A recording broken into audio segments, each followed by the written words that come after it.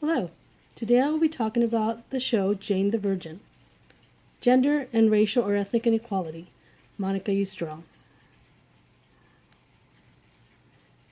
Jane the Virgin is a TV series styled like a telenovela or Mexican soap opera that is available on Netflix. The show first aired on the CW in 2014 and won a Golden Globe Award for Best Performance by an Actress in a TV Series. It deals with issues of gender roles, race discrimination, and social class. It focuses on dealing with social issues and ways to overcome discrimination and prejudice. A young Latina named Jane gets artificially inseminated by accident at the hands of a stressed-out female doctor who suffers from depression and alcoholism. Some call her Jane the Virgin since she has never had sex. She becomes pregnant and decides to keep the child and raise it with help from the father and her family.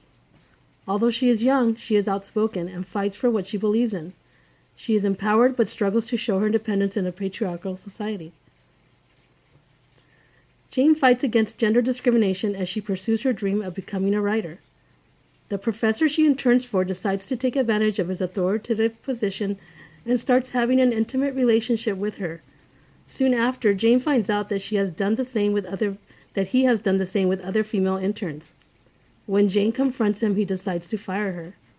Because her teacher was a man in a position of power, Jane was intimidated by him. This shows how he viewed her as the weaker sex. Despite this obstacle, Jane becomes a successful writer and proves that women can have successful careers just like men. As it states in the book Social Problems, 6th edition by John Macionis, the social standing of women and men has become more equal.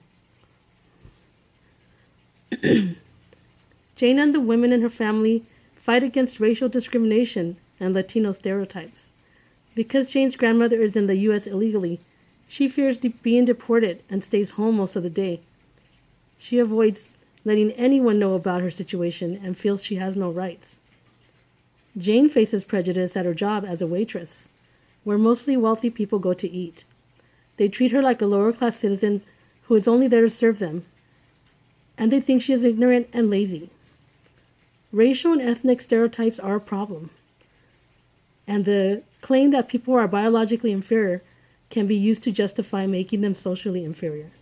Macionis, page 83. We can apply the structural functional approach to Jane the Virgin. For example, Jane's family and friends provide the emotional support she needs, and her baby's father can provide companionship as well as financial support. The institution of marriage can provide the couple with extra benefits, like tax breaks and credit perks. From this approach, we can see how different systems are set up to help society run smoothly.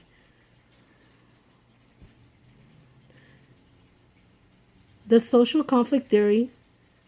With this approach, we can describe how the problems that Jane faces are created from people having different points of view, or from some people having advantages and others having disadvantages. In Jane the Virgin, many issues arise over money. The child's father, Raphael, has plenty of it, and Jane doesn't.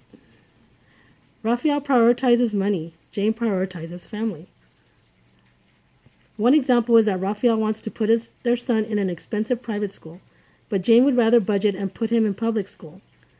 She also feels that it would teach him to appreciate the small things in life and doesn't want him to grow up spoiled. Jane the Virgin does a great job of showing the everyday struggles of a young Latina surviving in a patriarchal society.